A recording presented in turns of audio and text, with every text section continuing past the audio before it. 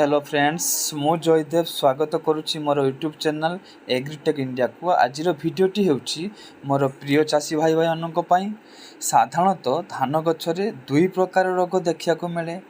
प्रथमटी है कांडबिंधा, द्वितीयटी है पत्र रोग।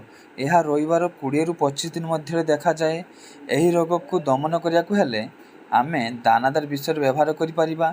यही विषयटी को मु आत्म कंपानी बरज को नहीं आसी। यार कंपोजिशन है कार्पेट हाइड्रोक्लोराइड्स 7.5 एंड इमोडो बेंजो 0.2% 5 कंपोजिशन रही। आम यह दानादार विष को व्यवहार करिया परे 40 ରୁ 45 दिन पर्यंत रोग रक्षा करिथाए। एवं ग्राफिक माध्यम आपन को मु दर्शाई देखंतु केमती गछर ग्रो होउची।